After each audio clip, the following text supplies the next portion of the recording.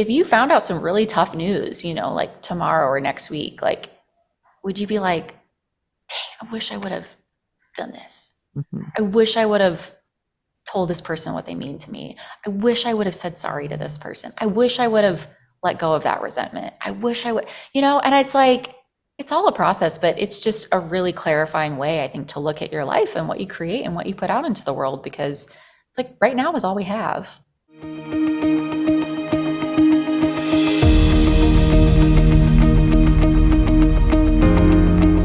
Welcome to the Studio Takeover podcast. I am your host, Cat Coates. Today, I am joined by Mitzi Starkweather. She is a portrait photographer out of Missouri. And one of the things that we were chatting about before we hit record was, let's just fuck some shit up.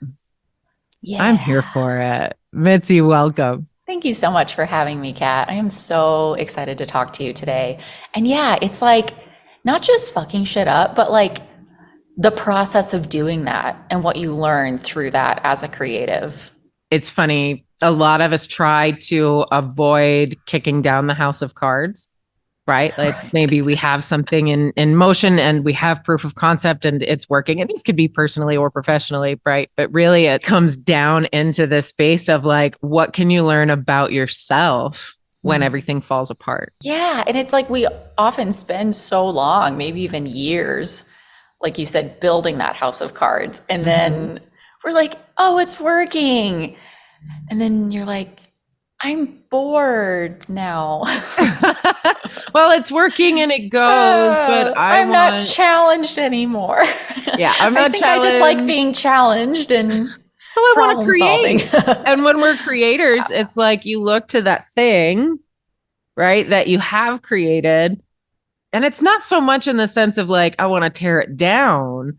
It's just, how can I, in the name of streamlining, right? Like you're working on the knot, and then you just pull the thread and then I can't even believe that was the case.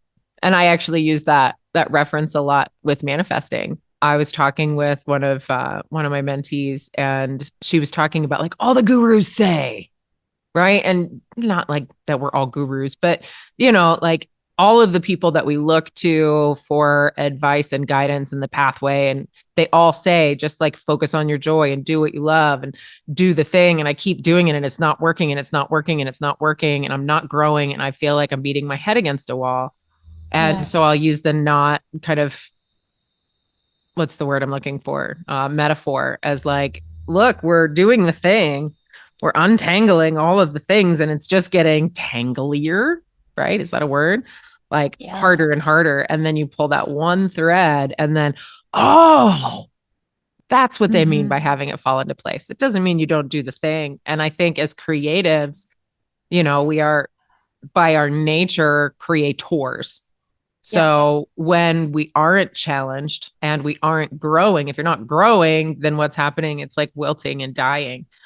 So we want to make sure that we're constantly evolving, and that can kind of get us into trouble too, because we just want to tear it apart for the sake of tearing it apart because we're trying to make it better and doing all of the things. Then you're like, what are you talking about, Kat? I've never done that. Okay, cool. It's just me. Yeah, for sure. That was one of the things that Terry Hofford, I did a coaching call with her last year about Clifton strengths. I'd taken the test and she's certified in, you know, the Clifton strengths, the Gallup process, and just wild expertise. She was so funny. She's like, you've got to be careful with your top 5. Like when you get bored, you have to not fuck shit up just for the sake of it. Like you need to keep finding other ways to grow. I did that last year with her too. And it was such an eye-opening experience. I recommend it now to like anyone and everyone, because it's just like a 2-hour, you do this test and then it's like a 2-hour call. And I love how it like frames everything about you as the things you're most strong in and then the things you're least strong in. It's helped me be a lot kinder to myself, actually, because I'm just like, oh, like no one's strong at everything. Like how would that be possible? Like, okay, so you find ways to make when you acknowledge the things that you're not as strong in, you can ask for help in those areas or bring people around you. Like for instance, like win over others is my least strong strength. Like it is at the very bottom of my list. And I'm like, oh, that's why if I go to a party with friends to like meet new people, which I don't do very much, but if I do, that's why I got to have this type of friend with me. Because then I know, okay, then I'll have like someone who is strong in that, who I do know. And then I just go from there. Yeah, doing that with Terry was huge. And I think it really showed me also that the things that I'm strong in are the things that I need to just lean into. And I heard recently, the things where you're strongest are usually the things that you take the most for granted, because you're just like, oh, I'm like if you're naturally really good at something, right? It's like people who won't go to a certain restaurant in town everyone's talking about because they're like, oh, I could make that food. Why would I go pay $40 for it? Yeah. But it's like, but people who can't are like, oh, I'm going to go. And it's like a cool experience for them. It's like we take it for granted because we know how to do it. And I think as creatives, we can do that in a lot of areas of our businesses and our lives and what we make. And it's like, no, if you're actually really good at something, like lean more into that. It's actually more valuable. So don't just like do that thing for free just because you love it or whatever. But another test was one that was recommended to me by Sue Bryce, and this was in 2017, was the wealth dynamics test. Have you taken that one? Oh no, I need to do that. Talks about it.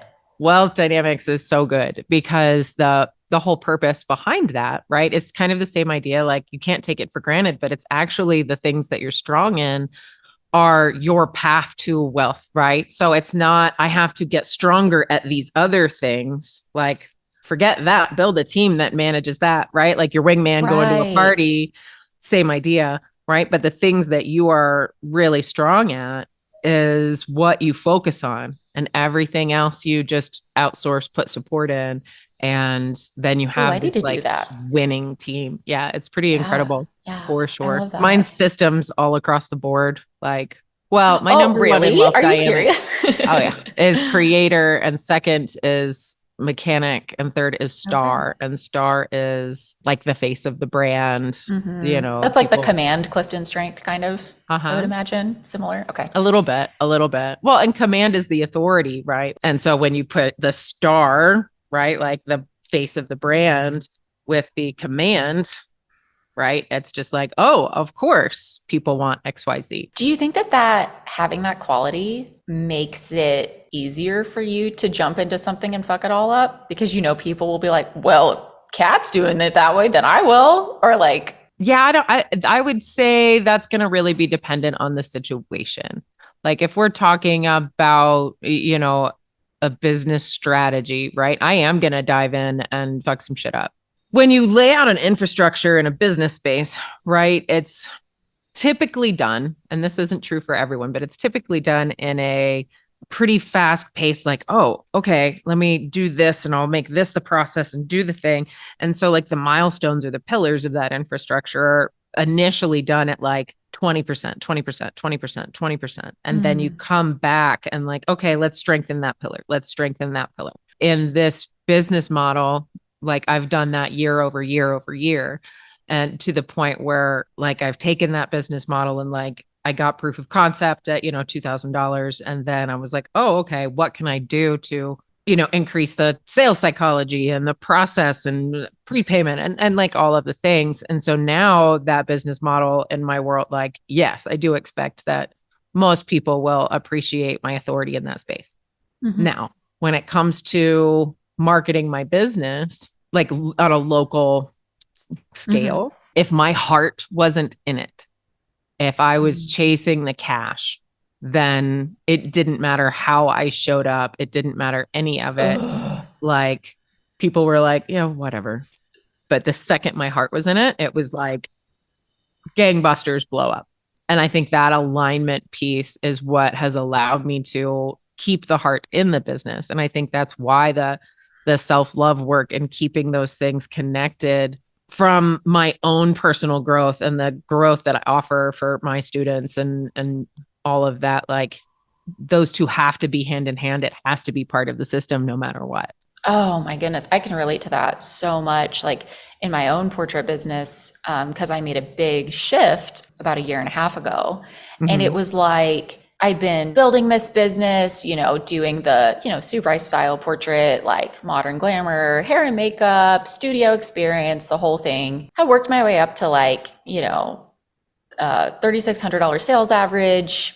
Clients were pretty steady. I'm, like in town, like I'm always the photographer who's asked to donate packages to like the nice auctions at the nice events and movie. It just like, I just got very established. I was at year 7 when the pandemic hit. 2020 was, I think, a pretty big shift for many of us. Yeah. It's kind of a little bit of a line in the sand for many of us in many ways. When I think about it now, looking back now in 2024, I see so much of that story, how it unfolded. But, in the moment, you're just kind of like, oh, what's going on? Like trying to make sense of everything. Everything I went through that. And, I had my first child during my first pandemic. So that was crazy. And business had to shut down for a while. And there was all that different stuff. And then came back to work. And then I felt like I was different, but my system was staying the same. But I had to just kind of keep plugging away because there was just so much other life stuff happening. And I think you could do it for a while, but then it kind of, something feels off. And then it was in 2022, I was really at a place where like on the outside, I think everything looked pretty good by all the standards that I had thought I should measure my business by. I was doing great. I was successful. Oh, but wilting like a motherfucker. I can hear it. I can feel it coming. Yes, you know how that is. And I lived in resistance for a while, as I think many of us do, because we're like, no. It's all working. Why would you change it? Like, what do you do? Especially when like you're the breadwinner for your household and your business pays your mortgage and your health insurance and, all of those very important things that have to get paid. And now I think about Italy, summer of 2022, which if you know me, it's coming. But I just ruptured my Achilles. And then a few weeks later, I found out I had breast cancer. The way I see it, and I understand that illness, injury, especially it's different for everyone. We all have our own journey with it. I can only speak for what I believe is true for me and how I've made sense of it for me. But I truly believe that in that time, my body was like, if you're not going to fuck this shit up, I'll do it for you so that you have to. And that's truly what happened. And I know you've spoken about like some health issues you've had during, seasons where you need to reassess things with work and life and creation. And a lot of us, that's a common theme that I think a lot of us tend to talk about. The body knows. Especially when you are so deeply tied to your work. And it really does come from your heart. And it is something that's so interconnected with you. The same way, when you go to an amazing like self-empowerment type retreat, you come back like on fire, like well, also when you're just wilting and dying, your body's like, hello, like really, what are you doing? And so, I went back to work then a few months later, everything's the same, but I'm not. And I felt this huge disconnect because I was a truly different person. I've only been able to really put that into words in the last few months because you got to like live through trauma and then you can reflect on it, right? It usually doesn't happen at the same time. Yeah, I just remember going back to everything and the system and the way things had been going and all my wonderful clients who had been so kind and gracious to reschedule, over those months, and they were on my books. So when I came back to work, money was coming back in and all that was great. However, I had this idea and this pull from my soul for like almost 2 years at that point because of a specific return client that I'd had for like 7 years who she said, I want to just be photographed without hair and makeup. I just want my everyday clothes. I just want it really simple because I want to embrace myself turning 50. And I just want you to photograph me as I am. And so I had that shoot. It had lit me up. But again, like we mentioned earlier, it had felt so easy to me. So it was almost like, well, that can't be your main thing because work has to be hard. It's way too easy. That's too right. easy. Like if it comes that naturally to you, then what? Who do you think you are? And I was having a conversation with my therapist over Zoom one day, just in my studio. And I'll never forget this moment.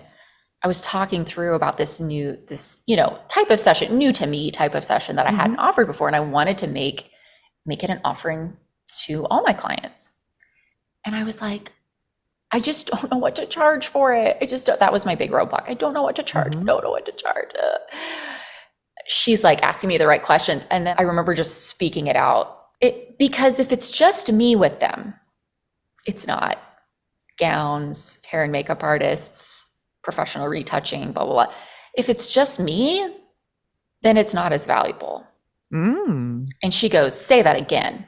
And right then I like started crying. She's like, oh, you don't have to say that again.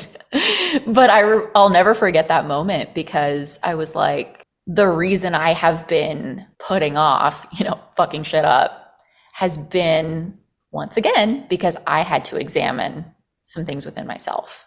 Sure. And I had to really look at what is valuable about what I do. How valuable am I just as a creative one-on-one with someone, no matter what we're making? It really made me look at that. And I was like, so I worked through that. Then a couple months later, I just invited a bunch of my favorite past clients. I just sat down one day and made a list of all the ones that I like really remembered, like their name came to mind. And I just kind of scrolled through like my database a little bit. And I was like, oh, I didn't invite every single person, but just some that I think would really like this kind of thing. And I just invited them. It was Valentine's Day last year, actually. I had my first As I Am shoot, and it was so incredible. And like, it lit me up so much. But even at that time, I was like, I got to just book these in among my other regular paying clients and shoots, because like, this probably won't be profitable. Like I was still limiting it still. Then I like start shooting. I'm like, this is more profitable than my other work. And it gives me energy. It doesn't drain my energy. And especially at that point, I'm like a few months into hormone therapy, which sucks. I got to do it for 10 years. It'll really like be a big reason. It's like 95% chance the cancer won't come back if I do it. So it's important, but my energy is lower than ever. My capacity is lower than it's ever been. And so I've also learned how to listen to my body. Really have, it showed me that I should. So it was crazy when I'd be like, wait, that session just like gave me energy. What? And so I was just running toward it, right? And I remember I talked to my therapist again later about it. And this thing she said, she was like, I was talking about like running toward what I want. And she goes, Mitzi, do you like running? I was like, no, I don't. She's like, isn't it kind of more like a slip and slide? I was like, yes. Like, it's like, why would you want to get off? Like a slip and slide is so fun. Like you just hop on there and you're just going. And it's like the more you do it, the better it feels, and the more your heart comes into alignment, like you were saying, and all this, like everything kind of comes back. And it's just amazing to me how that project then turned into me finally like making my first online course for photographers, which is something I'd wanted to do. And then it was maybe only 9 months after that Valentine's Day shoot, I'm like photographing Sue Bryce because she wants an As I Am session. Just stuff that do you think that I would have like planned that from the beginning? Like, this is my goal. It was like, no, when I made my goal, I'm going to follow what lights me up, and I'm going to create unfolding. Like, and it was funny. Yeah. Because so many photographers were reaching out to me because it was magnetic, right? Especially as I started posting and sharing and talking about these sessions last year. So many photographers are reaching out, asking questions, can you like give us some education around this? Can you like, and all this stuff. And I just remember being like, the first time someone reached out to me and was like, "Ooh, I love your raw photo campaign. Could you tell me about blah, blah, blah?" And I remember in that moment just being like, oh, it is a campaign. Like I had never even thought to put that word on it. Cause to me, that's just my own belief that word was like disconnected. Like to me, I was like, my raw photo campaign, you mean like the thing that I had to put into my life so that I would get up every morning? That like the purpose? Like to me, like my life, like the thing that like brought me back to like why I do what I do and like brought me joy again. That, oh, sure. I would love to teach you about that. Like, okay. You know what I mean? It was so aligned. And it's just crazy because I had all these fearful beliefs popping into my mind for so long around it, right? When it's like, I knew I needed to fuck things up. I needed to change something. And really all I was doing was adding a new type of session offering. But what was crazy was how I had to just go into all these things in my brain that were like, oh, but that's going to ruin your brand.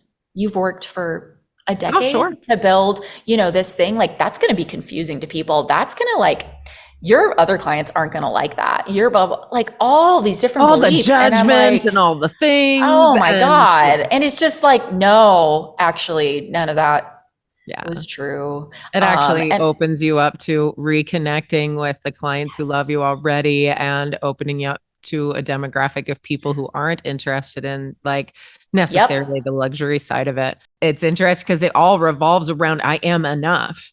Because it has to start with us, the creator, right? Even talking about this right now, it's not so much about the type of shoot or the course or anything. Culturally, we do this too. We as individuals do it. So we as a whole do it. We build up, build up, build up, build up. And then it just gets too big and we strip it back down and we start over again. This is my favorite example. So I was a literature major in college. I read like all the classics. Okay, just in a very short amount of time. And Henry James, I always think about this author because it was like kind of at the turn of the 21st century. It was very much like one sentence would take half a page.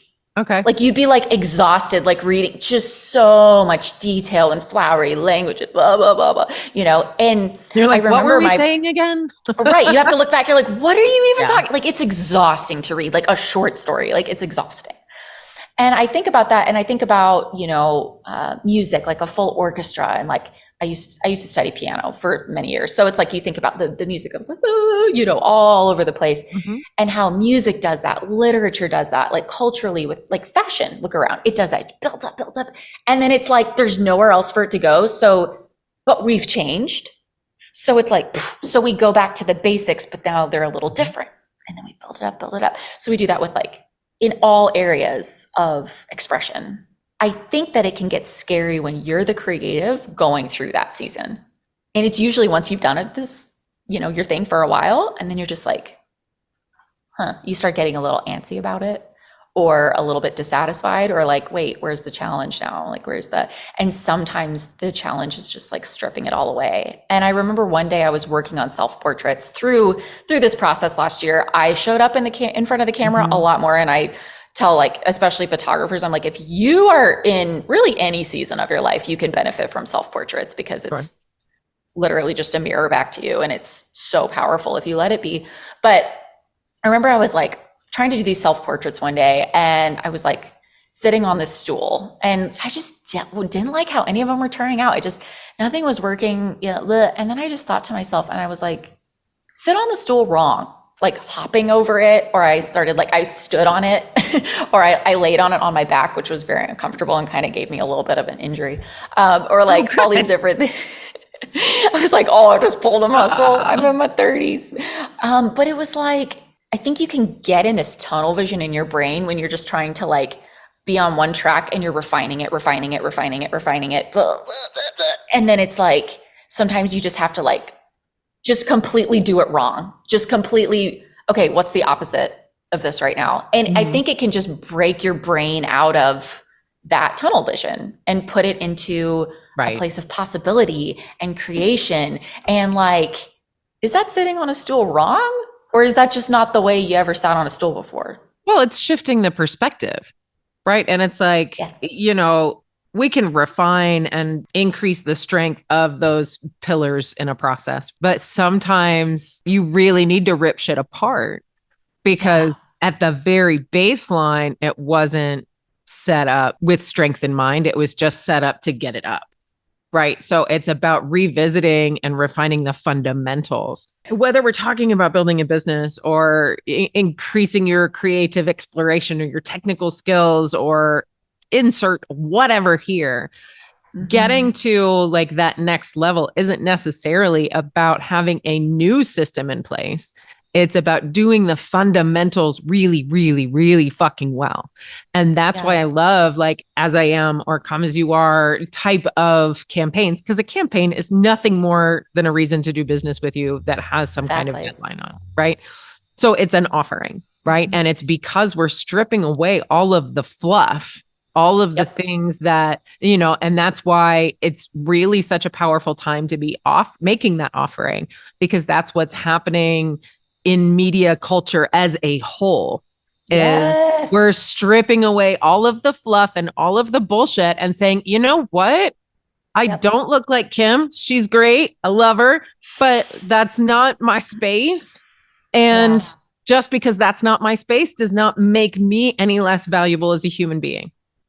And here's the thing too. It's like 10 years ago, we were all like, whoa, you can take a picture on your phone and put Facetune on it. You can look like you don't have pores. What? And now it's like, we're like, okay, like fucking AI. I mean, all that stuff, like just all that stuff. That's not novel anymore. That's not interesting. Like we're also all like, we've been, and I'm holding up my phone right now. It's like, we've all been looking at ourselves through these for a long time now. This is not new anymore. Like it's a different time now. So like having, being able to offer people, no matter what you shoot or no matter what you create, being able to offer people something with like real connection is just like, it's more novel now more than ever. It's so really needed. It's so valuable to people. And it's like, we have the opportunity, and that's the other thing, right? I don't believe we can truly be real with others until we are with ourselves. Right. And you could be as real as you're willing to be at that time. We're always growing and changing. It's not like you reach this point and you're like, I have now become my most authentic self I will ever be. Like, whatever. It's always a process. But yeah, it's like the more we can do that and really look at that and start to recognize those patterns within us and like, ooh, I'm getting a little antsy. It's time to cook some things up. Okay, well, last time I did that actually worked out really well. And one thing I was thinking recently was with like my own business, when I moved to really focus on like modern glamour photos in like 2017, that was actually when my husband left his career, which he had not really planned to do. And he came to work with me because I needed help at that point. And we were like, we're going to make or break, this is make or break. We're going to do it now. And like, that was fucking stuff up in a big way. Because that's personal and professional, right? And the dynamic there. Oh, well, that worked out really great, actually, even though it was terrifying at the time and scary and had like, my like lifelong religion at that point tied to it and all kinds of things. It was a big shift. And then I'm like, oh, it's really only been the norm for me for like a few years. So like I can make the norm something new now and then I'll change it again. And it's just really cool because throughout this process, my own growth in the last year and like changing things and all the stuff I, like we're saying fucked up, I'm like, it's all the stuff I've learned that I wasn't expecting to learn, right? Like all the relationships that flourished in my life, the people who I brought along to work with me, who are like some more people who I'm like, oh, I couldn't see my business without them now, and just like all these great little things that happened. Honestly, one of the most unexpected ones was how I think about doing branding photos for people, which is so something I did not expect at all. I was finally able to communicate who I love to work with in that space and why, and genuinely be lit up by those sessions again. Like just because recently. It is a matter of the sincerity of it. Yes. Right. And, when we talk about fucking shit up, it's not necessarily like the conditioned self-sabotage. I have to phoenix because I used to like wear my phoenixing like a fucking flag. Right. Like I burned shit to the ground and I built my life back up. Like I watched a video like on Instagram this morning with Mike Tyson and he was talking about the struggle being beautiful because in the struggle you're being tested and it sucks in the moment, but you can't have testimony without test. And I was like, yeah, but the struggle is not a fucking suit of armor.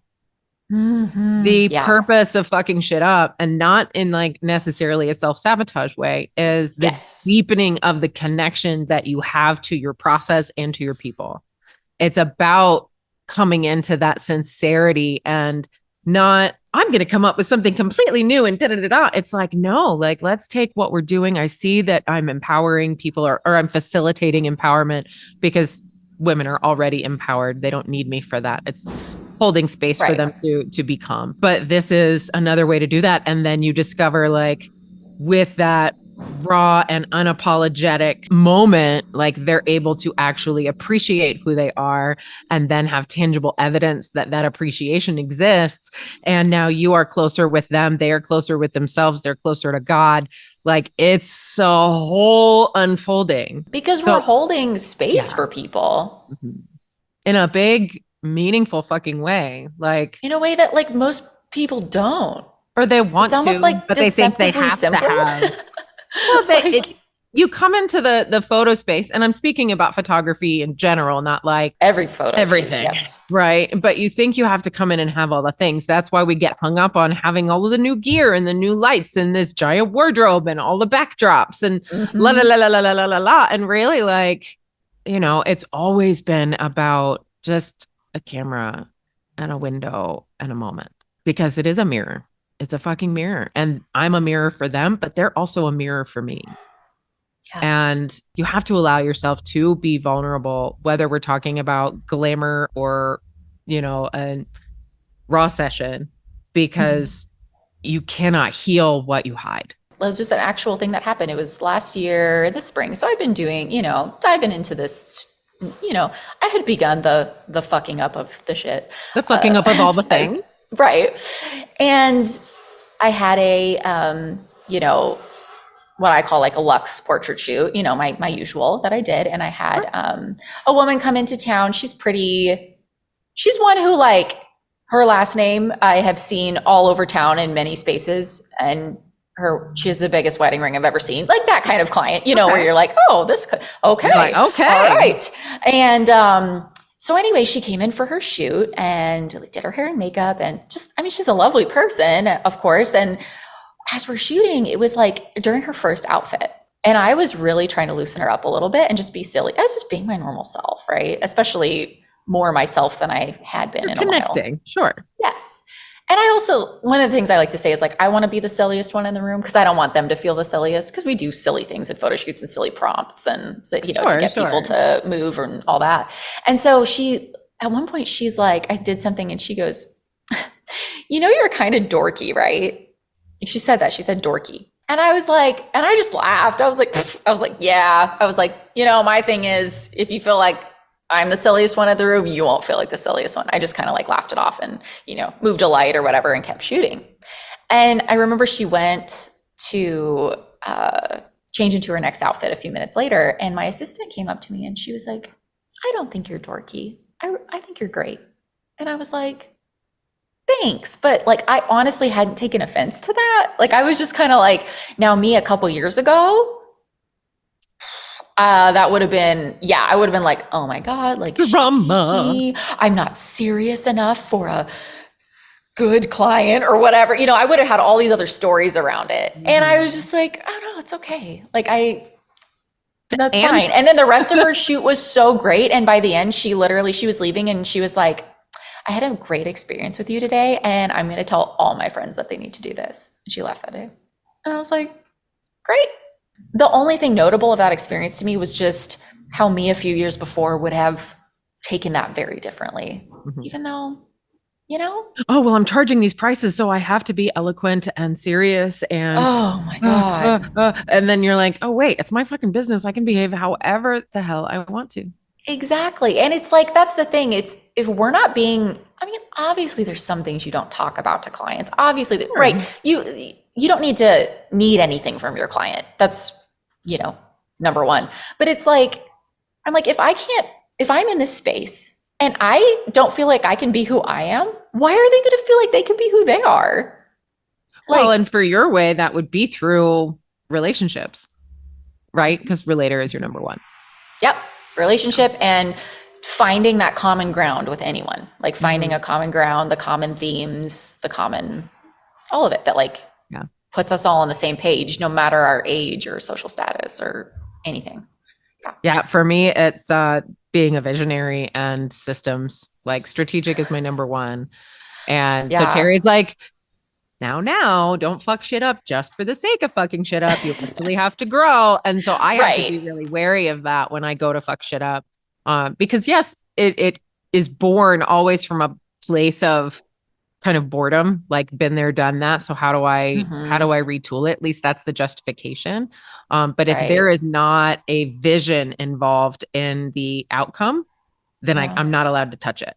Like, oh, that's what I want, the ideation, right? Yes. Then the systems are like, let's go, baby. Let's go. Let's do this. Yes. And it's interesting you say that about the strategy. And that's been one of the biggest turning points in my business in the last year is I brought someone on. Oh, she's so amazing. She's like a past like friend and client actually.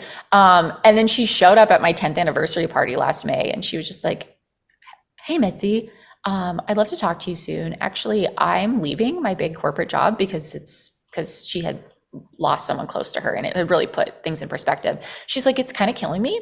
And I want to work with people who love what they do. So I'd love to work with you. And I said, okay. And I knew she'd done worked at I know she's a very systems task oriented, also very creative, strong in that, but just tasks and okay, let's get this done. Let's get this done. Just get shit done. Which is an area that's hard for me. Like I love to create things, blah, blah, blah, but then just like sitting down and being like, now I have to make a PDF version of this thing I just wrote out. I'm like, ugh. Then I was just, it'll never see the light of day because it's like, hands off. Right. Or like put into an email flow, like for scheduling or whatever. It's not that I don't have the great stuff to put out into the world. It's just all that I get hung up on. So anyway, the rate at which I can fuck shit up now efficiently is just gone through the roof. It's amazing. Efficiently and effectively, right? And effectively, right. And it's just like, because instead of sitting there beating myself up, like, oh, my to-do list has gone so long. I'm just so incompetent. I can't blah, blah, blah. I just can't get my stuff done. You know, like all these old stories. Now I'm just like, oh yeah, I'm not strong at that. I'm really strong at this. I can So in the wealth dynamics, she would actually probably be a lord because lord is very, very strong in minutia and management and like all of the granular stuff. So when I was opening the studio in Florida, I got really excited because my cousin Laura was able to like be my producer and manage minutia and connections with clients and all the follow-ups and the prep work and all of the things to really kind of take that off my plate. And she's in government in her day job, right? She works for the county in Sarasota. And I had her take the wealth dynamics test and she's a lord and a mechanic. Okay. And I was like, oh, this is going to be so great. I need to. Because it's all of that like minutia that I just want to stab myself in the face with a knife, like just over and over again. But having somebody that you can trust to manage those granular pieces, right? Whether it's, assembling PDFs or magazines or creating this course or the back end work, spreadsheets all day, like they're valuable. They're hugely valuable. And as creatives, most of us are in the space statistically of stabbing ourselves in the eyes when we look at spreadsheets. But having support in that way, that has to feel so good. Oh, it's huge. And it's just shown me like, oh yeah, I play to my strengths. Like so much more happens. And then it's like, and then also when you're not doing tasks and getting bogged down by things that you hate, it gives you a lot more joy. It helps your heart stay a lot more connected to your work and you like your life. That counts for something, right? That's huge.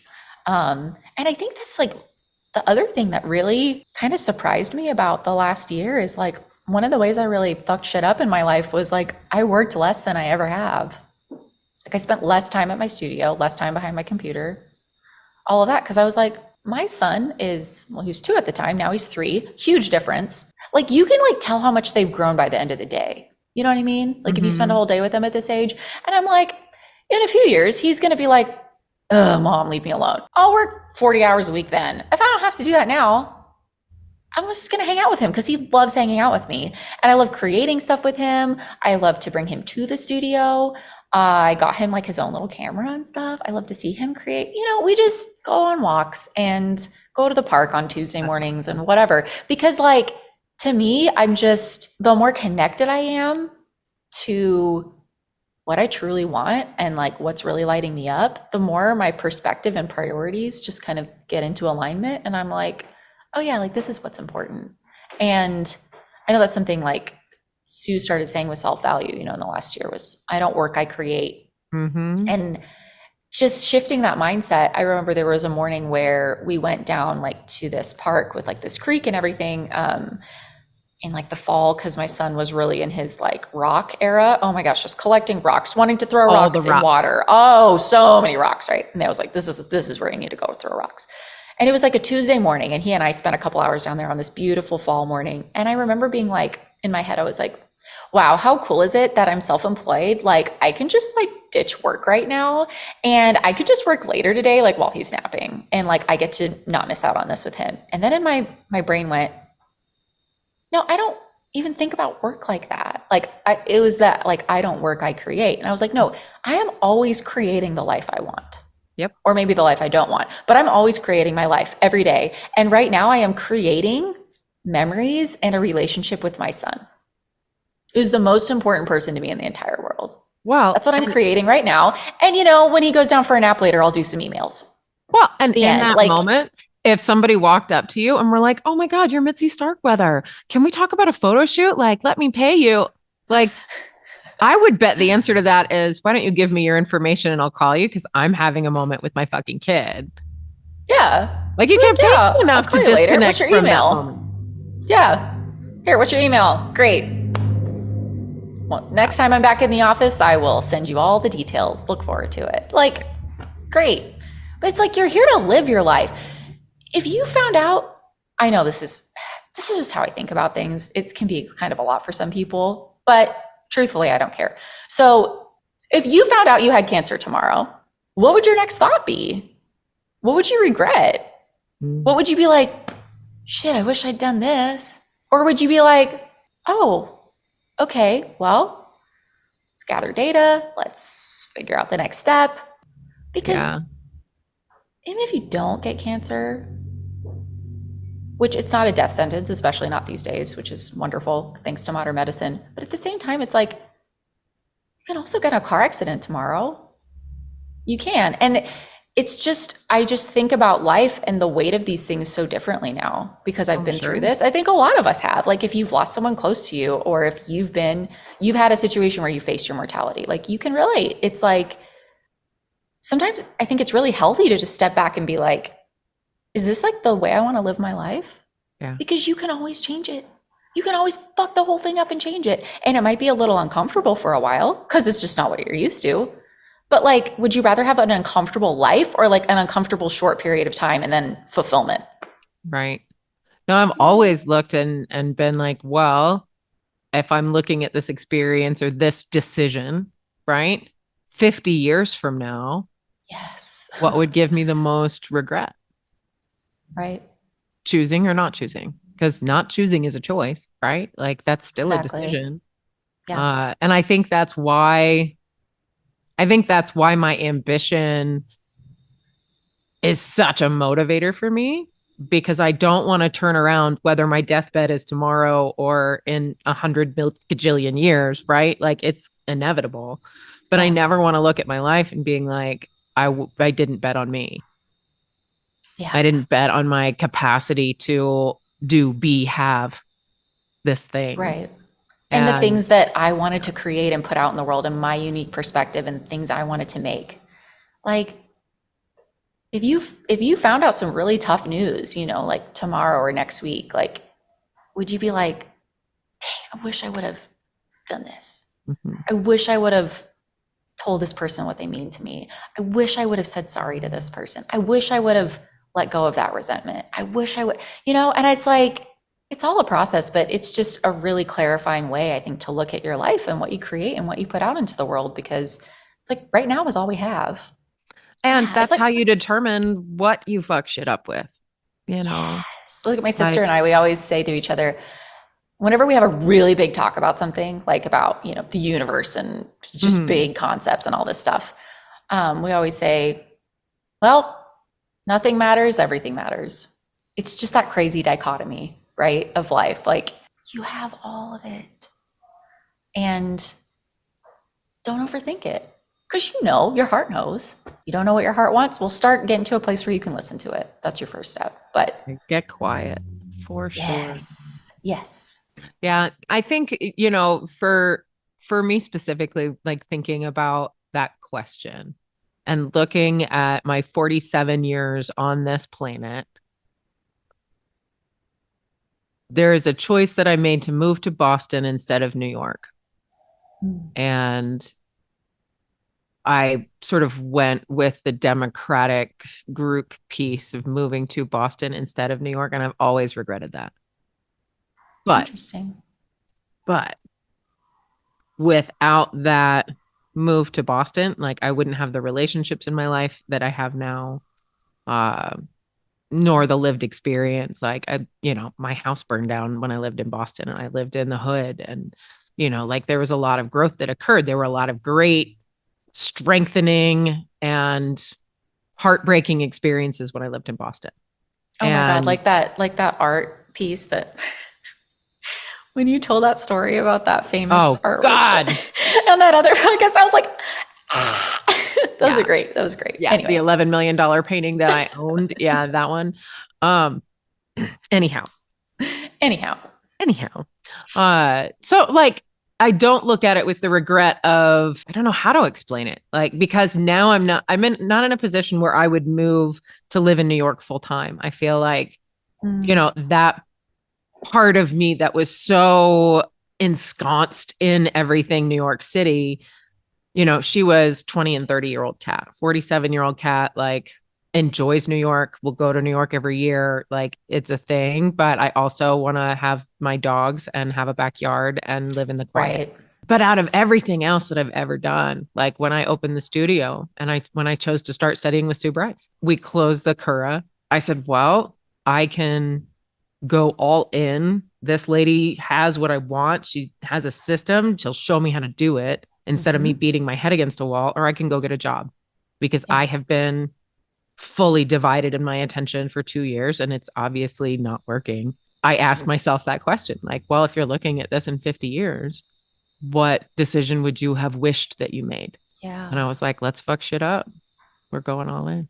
That's cool. I similarly, this is something I really haven't talked about much, and I'm finally at a point where I can, but I felt that way about all the years that I spent with the church. When I got married young, like my husband was a pastor, and it was like that was my 20s, was being a pastor's wife, and so insecure in who I was, didn't fit that mold, tried so hard to be who I thought everyone wanted me to be. And ultimately, when I did kind of step into my power and find photography and open my business and connect with empowering women, that ruffled some feathers and was inconsistent. I thought I could have both. It was really challenging. And for several years, this is like, I'm like in the 7-year anniversary of that coming up. Oh. Which is really interesting, right? Like 7-year cycles. And I'm finally starting to process it and let it go. So I realized how much resentment I was holding around that and like being like, wasted all that time. Like, I wish I could have had my 20s. I wish I could have blah, blah, blah. And now I'm just like, oh my God, I'm so thankful for all that experience. Like it was what I thought I wanted at the time, and that's okay. And I learned so much about the world and myself. And the fact that also my husband, my best friend in the whole world, and I are still together, and how we've grown and changed as people together and separately since then. It's just like, I just look at it as part of my journey now. And it's like, I really don't regret it anymore. And when the time came for that to be over, it was. So I think when you're someone who's a creator, your story just shines through what you create. Like, even if you don't think it's there, it is. Mitzi, thank you so much for being here today. I have adored this conversation. Me too, Kat. I knew it was going to be great. And I just appreciate you. Aww. And thank you so much for having me today. Thank you, love. Where can people find you online? You can find me at mitzystarkweather.com. I actually just launched my new website. And then at Mitzi Starkweather on Instagram. And then at Raw Portraits Course on Instagram is more of my education stuff. And besides that, yeah, I'm on YouTube and all that stuff just under my name. So I'd love to connect with you. Awesome. Well, all of those links will be in the description below. But have a wonderful week, you guys. And we will see you next week on the Studio Takeover podcast.